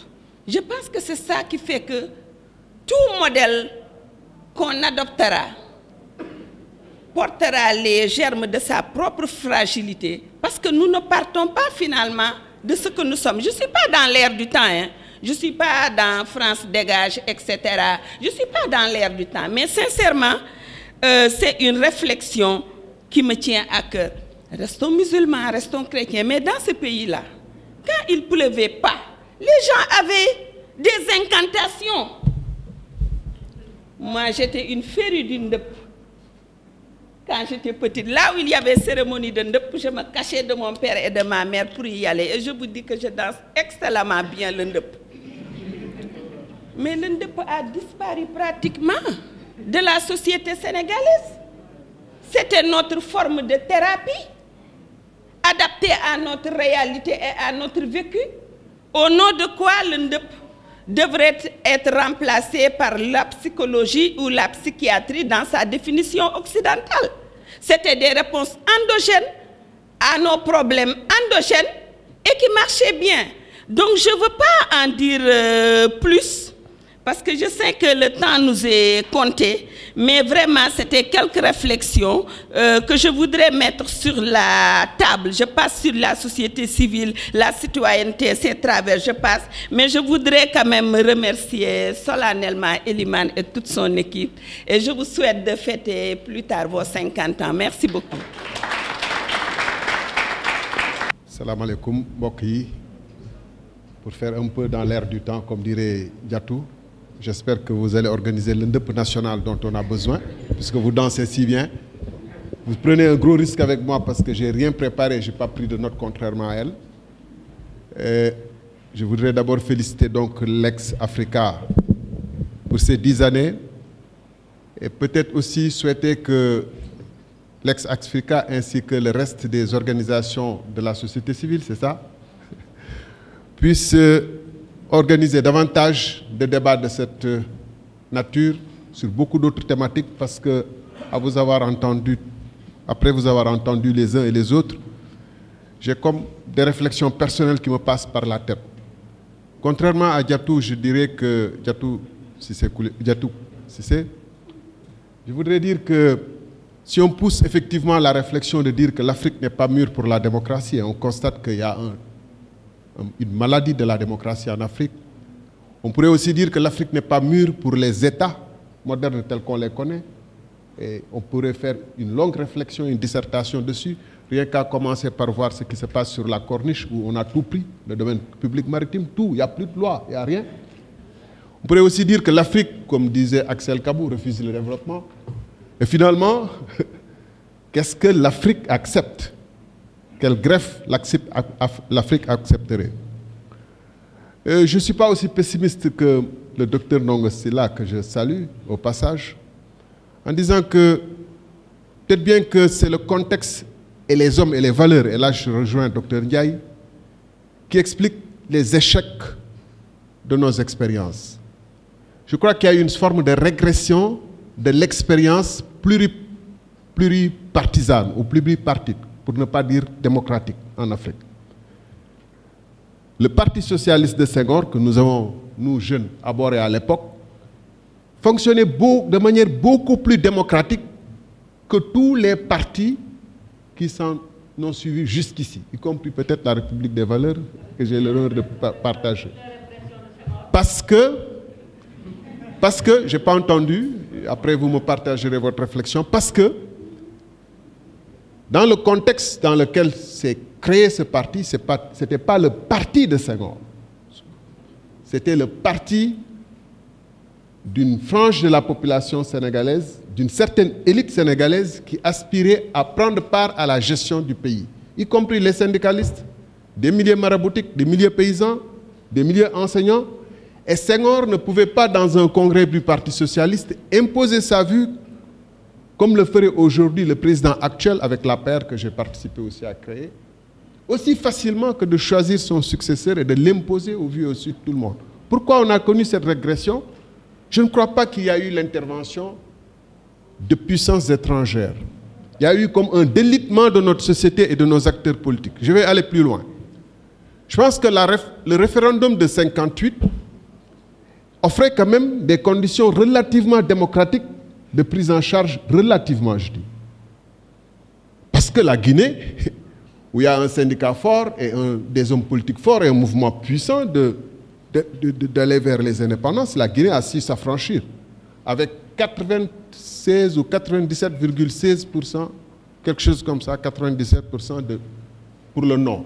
Au Sénégal, nos élites maraboutiques, religieuses, syndicales, ont choisi, bien sûr, influencés par De Gaulle, Mesmer et tous les autres qui étaient venus, ont choisi de voter à 96,97% pour le non. C'est-à-dire la poursuite de l'expérience coloniale.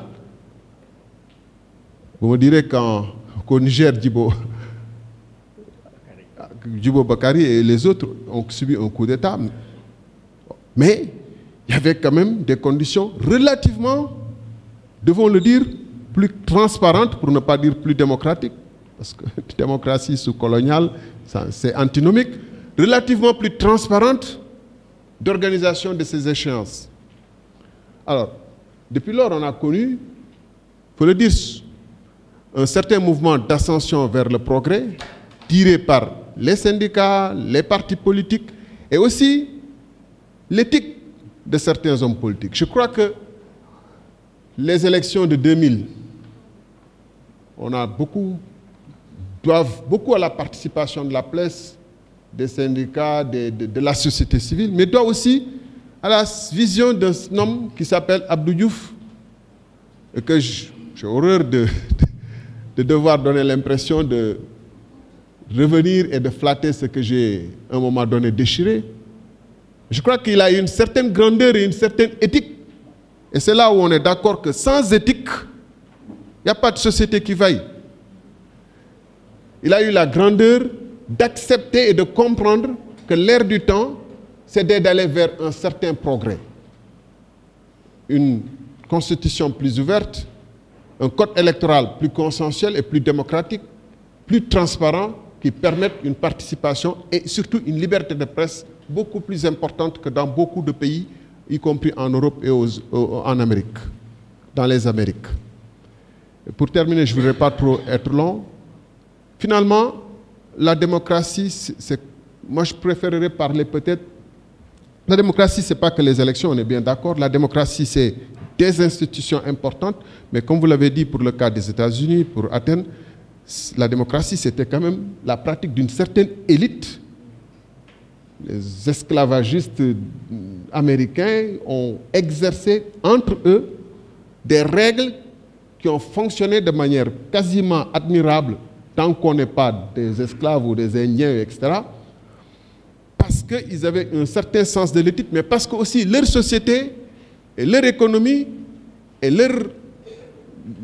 l'environnement dans lequel ils se situaient commandaient de fonctionner de cette façon pour réguler entre eux et négocier entre eux, j'allais dire, le mot ne m'arrive pas à la tête, mais pour pouvoir construire les consensus qui permettent d'avancer sans recourir à la violence.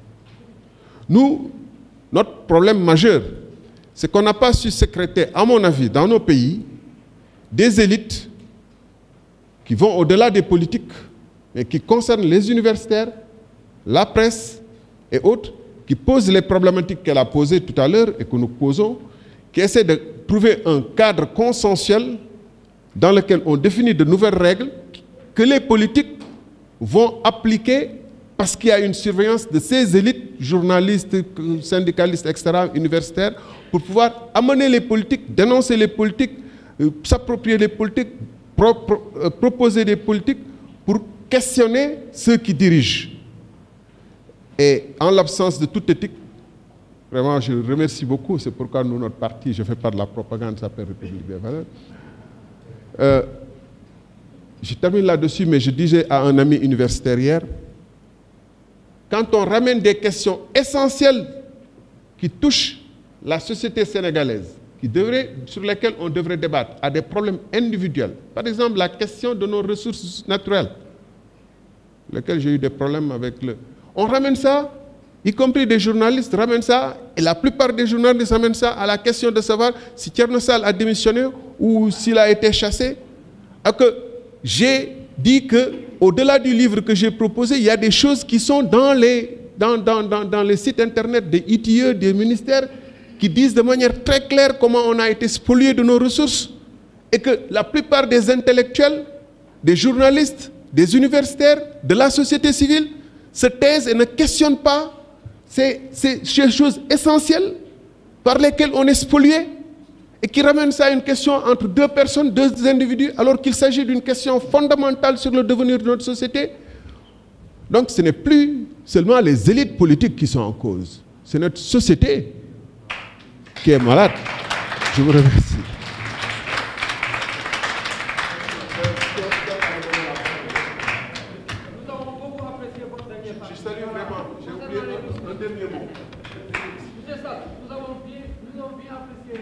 C'est pourquoi j'ai toujours, merci beaucoup, j'ai toujours plaisir à rencontrer le Premier ministre Mamadou Lamine Loum et à je ne fais pas dans la flagornerie, mais je voulais juste dire combien il est essentiel que la question des assises.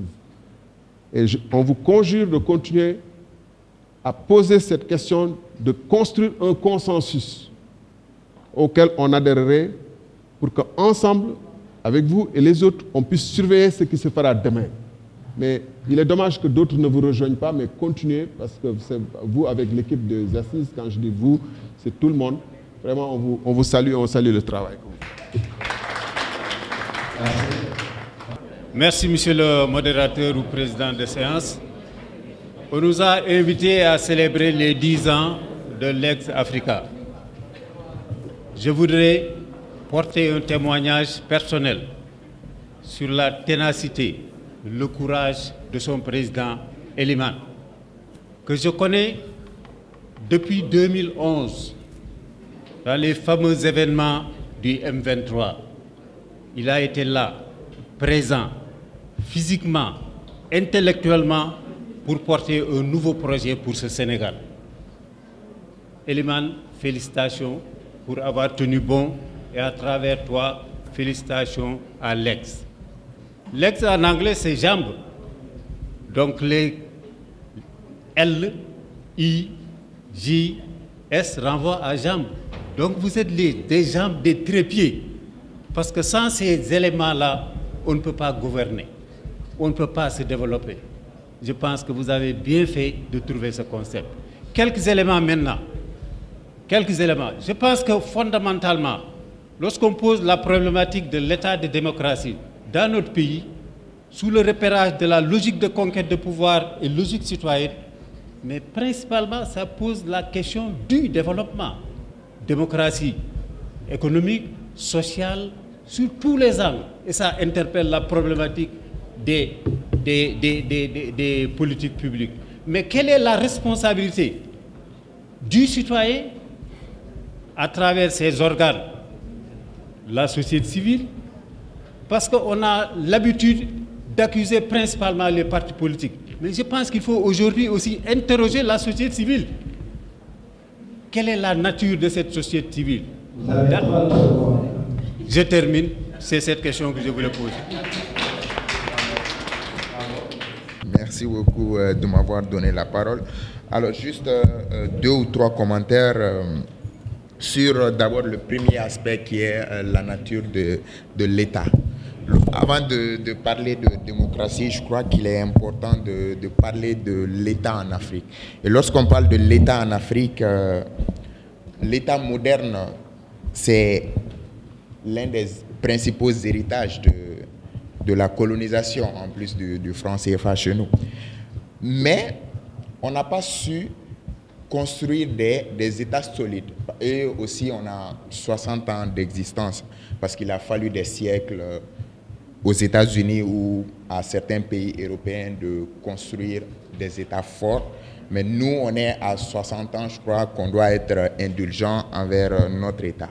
Et lorsqu'on parle de démocratie, à mon avis, lorsqu'on dit que la démocratie est une injonction ou une imposition de la part de l'Occident, c'est en quelque sorte refuser de reconnaître des combats qui ont suivi depuis l'instauration des partis uniques ou aussi des régimes militaires, des étudiants ou des syndicats qui se sont dressés contre ces régimes-là pour plus de liberté et de démocratie.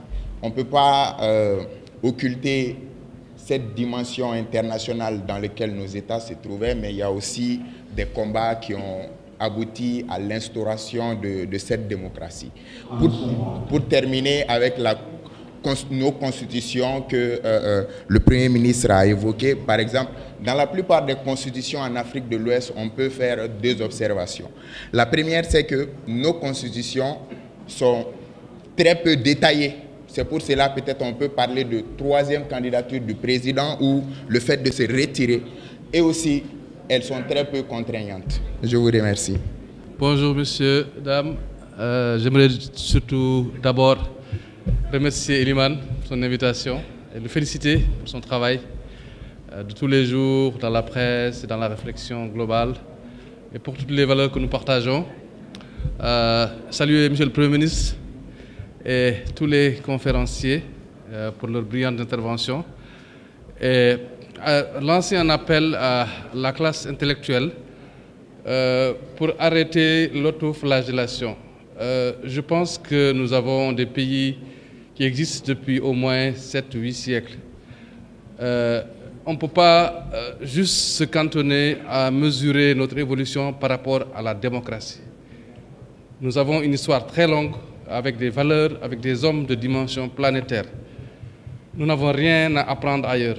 Le problème, c'est que nous avons décidé nous-mêmes, en intellectuels, de copier des valeurs étrangères, de nous les approprier et de nous autoflageller tous les jours. Moi, je pense que la démocratie, c'est un échec partout dans le monde.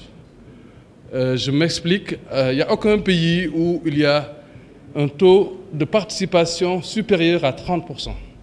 Prenez les chiffres dans tous les pays du monde. Le président Macky Sall a été élu par 2 500 000 Sénégalais. On est en train, dans une bulle entre intellectuels, journalistes, lobbies de toutes sortes, de travailler, de s'autoflageller et de se gargariser sur un système alors qu'on a laissé la majorité de la population en dehors. Donc ça, c'est un gros problème et on continue. Moi, je me demande, est-ce qu'on doit continuer à utiliser la démocratie? Quand on voit ce que ça coûte en milliards dans les meetings, dans les campagnes, dans les isoloirs, tout ça, le matériel. Et puis après, ce que ça coûte comme corollaire avec la violence, le mensonge, la manipulation. Ce pays a failli sombrer il y a 3 mois à cause d'hommes politiques d'un bord comme de l'autre qui ont décidé de nous manipuler, après de se retrouver à côté, et puis de mentir, de manipuler. On a vu même l'université brûlée. Et puis on continue à dire, oui, la démocratie, il faut la jeter.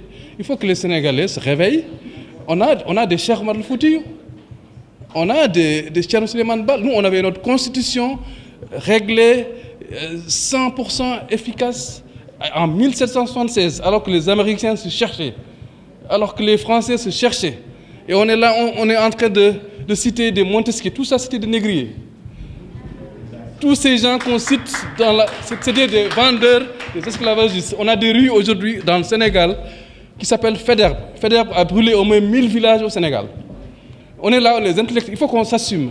Les syndicats ils disent, oui, le président, vous n'avez pas le droit à 3 mandats. Moi, je vois les syndicalistes, ils sont fossilisés. Ils sont là depuis 20 ans, 30 ans, ils sont présidents. Assumons que nous allons vers le mur. Et la faute, c'est la classe intellectuelle, la classe politique, les journalistes et les lobbies qui viennent nous vendre des histoires d'homosexuels, des histoires... Nous, on est des musulmans. On est 95% de musulmans. Moi, je ne peux pas voir un Sénégalais qui a Cheikh Omar, qui a Cheikh Ibrahim Niass, qui a Al-Hadji Malik. Ces gens-là, ils ont bravé les colons. C'était plus compliqué avec les colons. Ils les ont bravés. Nous, on est là en train de se congratuler. Il faut se réveiller. Moi, je pense que l'élection, là, les Sénégalais doivent se dire, est-ce qu'on doit la faire? Parce qu'on va continuer comme ça, on va parrainer, on va aller voter, on sera 3 millions à élire le président. On va continuer la même chose. Je vous remercie.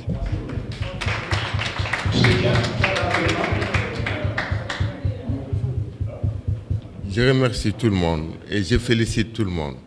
Je pouvais commencer par féliciter mon promotionnaire et ami, Eliman Djeredjeuf.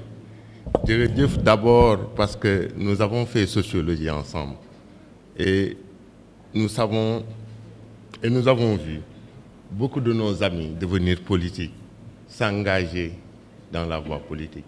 Mais Eli, tu t'es engagé pour la société et pour la citoyenneté. Donc, Djeredjeuf. Remerciant Eliman, je vais remercier aussi M. le Premier ministre, M. Loum Djeredjeuf, pour votre présence. Demain, il sera dit que vous étiez là. Ma question, elle est simple. Et elle vient des mots de M. le ministre Mamadou Ndoye, je pense. Je pense il y a 2 semaines de cela, à l'Harmattan, où vous faisiez une conférence sur les assises nationales et sur la CNRI. M. Mamadou Ndoye a parlé d'un rêve. Il a dit qu'il rêve qu'un jour, qu'un Sénégalais puisse porter plainte à un ministre parce qu'il a pris sa voiture et son chauffeur et les a amenés à sa maison. Parce qu'il utilise un bien qui ne lui appartient pas, un bien qui appartient à la société et à notre État. Voilà pourquoi ma question est de savoir, la société civile, ce que font tous les mouvements citoyens, quand est-ce qu'ils auront le pouvoir de porter plainte à l'État? Pour revenir aux propos de monsieur le ministre, quand il dit que quand il a posé une question importante, les gens se sont focalisés sur des personnes. À ce moment-là, la société civile pouvait porter plainte. Et aujourd'hui, ce que je demande, c'est que cette société civile puisse être le garant de nos libertés et de nos possibilités de faire. Que cette société civile, avec Eliman, Mosur et autres, demande que l'État du Sénégal ouvre l'université de Dakar. Cette université doit être ouverte. Je pense et je demande encore une fois que cette société civile puisse être là et rester contre l'État pour pouvoir demander et assurer nos possibilités de faire. Donc, merci beaucoup et très bonne continuation. Merci beaucoup. Eliman, j'avais oublié tout à l'heure de vous dire joyeux anniversaire. Moi je crois que j'ai une préoccupation. La première préoccupation, c'est par rapport à tous ces intellectuels qui gouvernent, mais aussi qui réfléchissent pendant tant d'années, mais on est toujours, pour ne pas dire qu'on recule, mais on est toujours presque à la case de départ. Ma deuxième préoccupation, peut-être que c'est par là que j'aurais pu commencer, c'est aussi les gouvernements qui se succèdent. Et chaque jour que Dieu fait, ça devient de plus en plus difficile. La troisième préoccupation, c'est nous autres de la société civile. Nous sommes un peu partout, au niveau du Sénégal ou au niveau de l'Afrique. Nous travaillons avec les communautés, justement, qui subissent les conséquences de tout ce que vous êtes en train de développer, manque de démocratie, manque de ceci, manque de cela. C'est que par rapport à tout ça, il y a une communauté qui a fini par croire qu'elle doit toujours être pauvre. Elle doit toujours être là à suivre les autres. Elle doit attendre les campagnes électorales où un cousin ministre ou ceci et cela pour trouver quelque chose. On ne travaille pas pour les sortir de la pauvreté. Et pourquoi j'accuse la société civile un tout petit peu? Parce qu'on ne parvient pas. Je suis là, monsieur le modérateur, depuis ce matin à la première heure. Je ne suis pas venu pour rien. C'est pour écouter et m'exprimer. Ça, il faut le savoir. Donc voilà.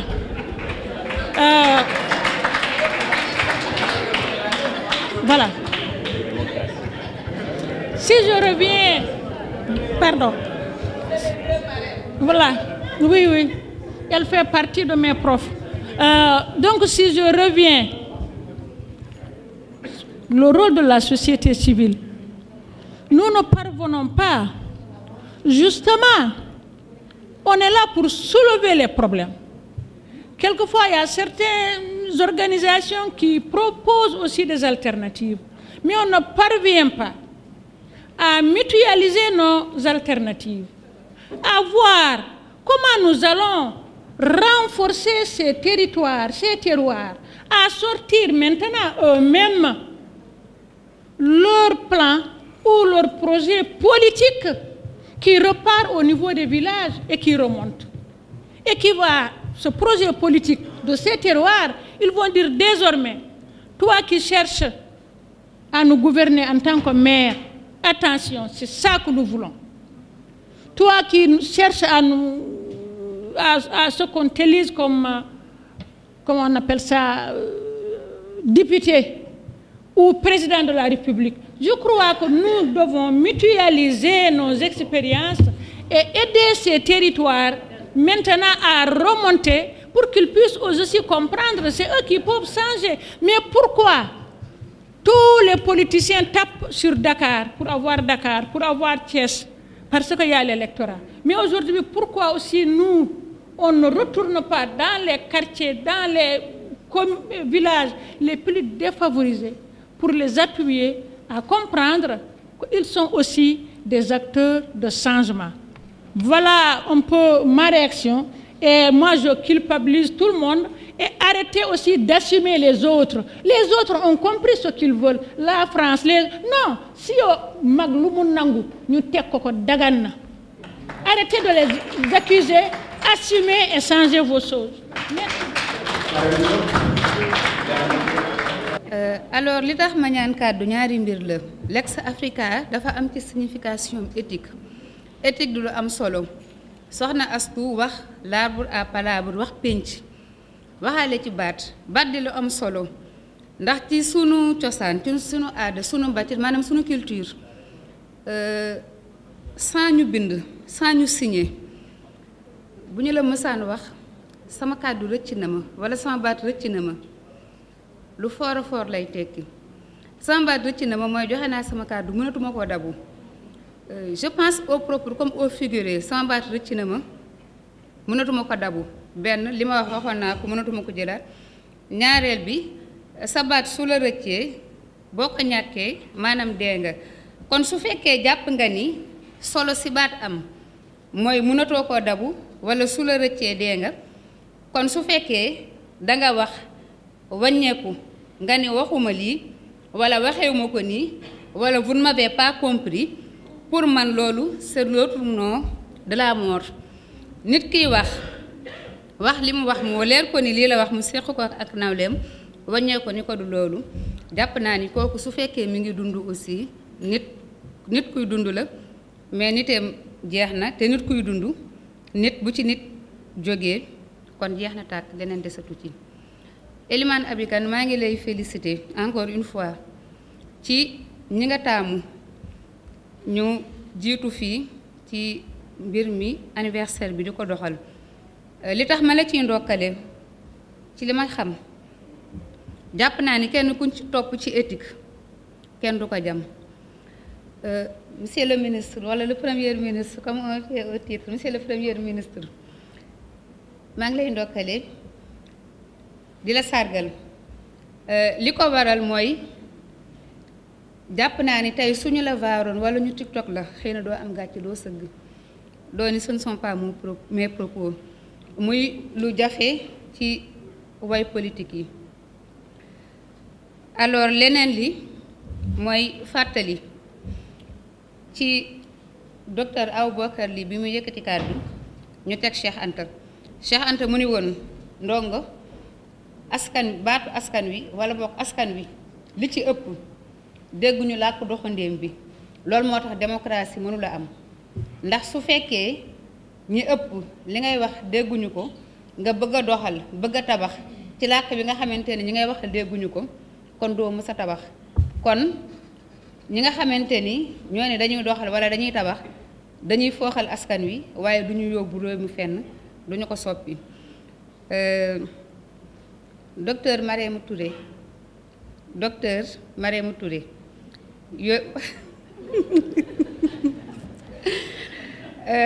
waxuma waxu yónnenti samay waxi bopp laay wax maa ngi leen di gërëm Elimane am naa cant boo xamante ni lottu naa fii ngir bëril ko maa ngi wax sama mbégte encore une fois di leen sargal te di jéggalu xam naa ni toogaay bi yàgg na ñëpp bëggoon na ñëw jël